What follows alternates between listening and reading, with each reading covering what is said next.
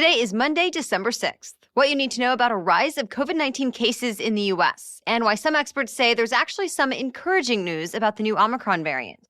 Also, how the parents of a suspected school shooter ended up facing charges themselves. Plus, an update about former President Trump's new company, a surprising find hidden in the wall of a megachurch. And the bowl games are set. Which college football teams are making history at the playoffs this year? Welcome to The Newsworthy. All the day's news in around 10 minutes. Fast, fair, fun, and on the go. I'm Erica Mandy. Thanks so much for being here. You ready? Let's do this. Well, it seems the U.S. could already be dealing with the latest winter wave of COVID-19. As of this weekend, on average, more than 121,000 Americans are testing positive each day. That's the first time in 2 months the daily average has gotten up to 6 digits. More than 1,600 Americans are also dying from COVID-19 every day. Most of these new cases and deaths are still attributed to the Delta version of COVID-19. But the newer variant, Omicron, is also spreading. It's now been confirmed in more than a third of American states. Omicron has been getting a lot of attention because early signs show it could possibly be more contagious than other variants. And because it has so many mutations, vaccines might be less effective against it. But there have been some encouraging signs, too. President Biden's chief medical advisor, Dr. Anthony Fauci, says Omicron might actually be less dangerous than Delta. Or at least that's what he's been seeing in South Africa, where Omicron was first reported. The case count there has been growing quite a bit, but the hospitalization rates have not been going up all that much. Still, we should note the population in South Africa skews younger than the U.S., and Dr. Fauci says scientists need more information before they know for sure how severe the variant is. Lab tests are underway, but it could take weeks to find out. The parents of the 15-year-old boy accused of shooting and killing his classmates at a Michigan high school are now being held in the same jail as their son. James and Jennifer Crumbly were arrested over the weekend. Investigators say they refused to intervene on the day of the tragedy, even though they were confronted over some disturbing behavior. A letter from the school says a few hours before the shooting, the Crumblys were called in because a teacher saw a picture their son drew. It included a handgun pointing at the words, "The thoughts won't stop, help me," as well as more graphic, violent drawings and words. But at a meeting with school counselors, the boy apparently told them the drawings were for a video game he was designing. His parents would not take their son out of school, and that day he killed 4 of his classmates and hurt 7 other people. His mom reportedly texted him, "Don't do it," later that afternoon, but it was too late. So not only is the boy facing murder charges, among others, his parents are facing involuntary manslaughter charges. But they are pleading not guilty. The Crumblys say their son did not have unrestricted access to the gun he used, like a prosecutor said he did, though they bought it for him as an early Christmas present. To be continued. The U.S. and more than 20 other countries are now condemning the Taliban over a concerning new report. It came from the organization Human Rights Watch, and it says since the Taliban took over Afghanistan in the summer, more than 100 former Afghan security forces have been killed or forcibly disappeared. And it says the Taliban is responsible. The report was based on interviews with witnesses, relatives, and friends of the victims, as well as former government and Taliban officials. Well, over the weekend, 22 powerful governments, including the U.S., issued a statement. It calls for a full and transparent investigation and says, quote, "Those responsible must be held accountable." You may remember the Taliban had promised safety to all Afghans under their rule, including former soldiers and police officials. Now world leaders say they need to stick to their word. So far, the Taliban has not responded to this latest statement or the report from Human Rights Watch. But last month, they did say they were going to get rid of people with bad character from their ranks. Stay tuned. Both Republicans and Democrats are paying respects to a longtime GOP leader. Bob Dole passed away over the weekend at 98 years old. He was Senate Majority Leader for more than a decade, as well as a World War II veteran and 3-time presidential candidate. His wife, Elizabeth Dole, who was also a senator, has a foundation for veterans and military families. That foundation announced Bob Dole's death yesterday. It didn't say exactly how he died, but earlier this year, he said he'd been diagnosed with stage 4 lung cancer. President Biden issued a lengthy statement celebrating Dole's accomplishments as a, quote, American statesman like few in our history. Former President George W. Bush said Dole represented, quote, the finest of American values. Former Presidents Trump, Obama, Clinton, and Carter, as well as many members of Congress, also paid tribute with statements. In case you needed proof the U.S. is really dealing with some weird winter weather, get this. Denver, Colorado still has not seen any snowfall this season, but Hawaii has. Mountain peaks on the Big Island have been under a blizzard warning for most of the weekend, and it continues this morning. It's not that weird to see snow on Hawaii's summits. A blizzard warning was last issued for the state in 2018. But what is very strange is for the island state to see a blizzard warning before most of the continental U.S. So far, the only places that have had blizzard warnings so far this season are the high plains of Wyoming, Nebraska, and South Dakota, along with a small sliver of western Minnesota. And now, Hawaii. More news coming up, but first, a quick break to thank our sponsor, Rad Power Bikes. When was the last time you got on a bike and actually wanted to go up a steep hill? You can with e-bikes. It's probably why you keep hearing about them.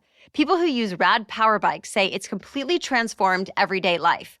Here's the best part. Because Rad Power Bikes is North America's largest maker of e-bikes, they have models that can get you biking again, even if it's been a long time. If you're wanting to buy a gift for someone who wants to get out more or who just seems to have everything, then hit up radpowerbikes.com and check out their award-winning lineup of e-bikes. They're in stock and ready to ship. That's radpowerbikes.com. Former President Donald Trump's new social media company says it's raised $1 billion from investors. Remember, we told you back in October, Trump started his own company called Trump Media and Technology Group with plans to launch a new messaging app called Truth Social. Trump says the company will be publicly traded through a merger with another company, Digital World Acquisition Corporation. Altogether, they say the $1 billion will come from a diverse group of investors once the two companies are combined. Though they aren't identifying who the investors are. Trump is listed as a chairman of the new company, and the Truth Social app is expected to launch early next year. At least 11 State Department employees were reportedly hacked. News outlets like Reuters and the New York Times say people who work at the U.S. Embassy in Uganda were impacted, as well as others who are focused on the East African country. Their iPhones were infected with spyware developed by Israel's NSO Group. That's the surveillance firm the U.S. blacklisted last month.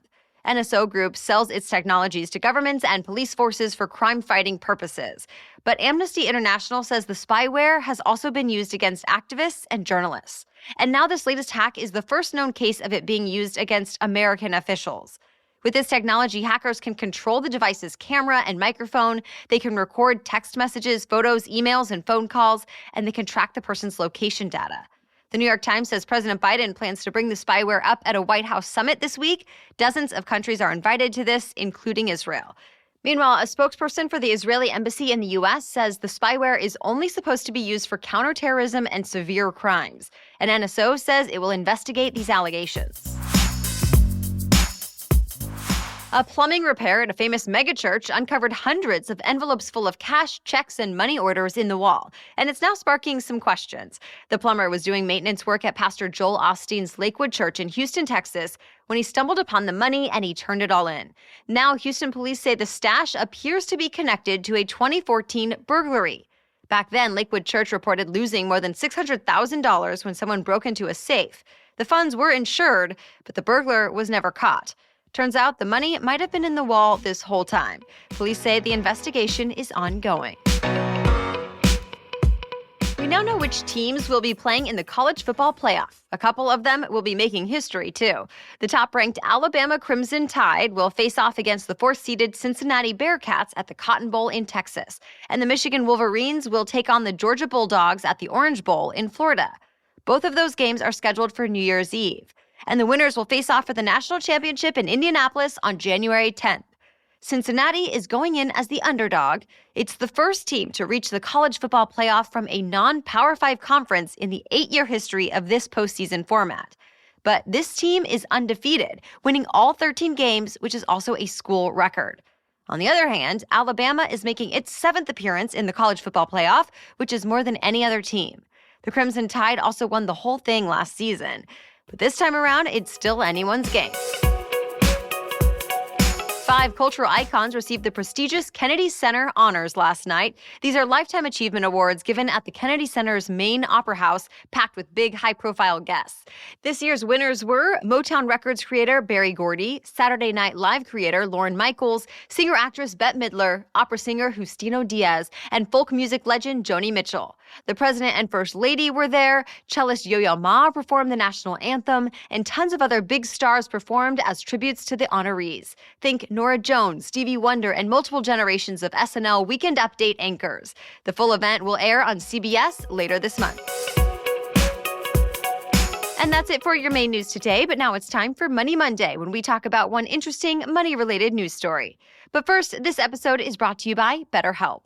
While we want to believe the holidays are a joyous time, that's not always the case. It can be a difficult season for many people, from just the stress of managing everything holiday-related, to strained family relationships, to missing loved ones no longer with us. Whether it feels big or small, there's no reason you need to deal with it alone. BetterHelp wants to help. BetterHelp will assess your needs and match you with your own licensed professional therapist. They have counselors who are specialized in stress, anxiety, grief, relationships, and much more. And if you're ever not happy with yours, just change counselors anytime until you find the right fit. You always connect in a private online environment. Whether you're texting, talking on the phone, or connecting on a video call, it's secure and confidential and helpful.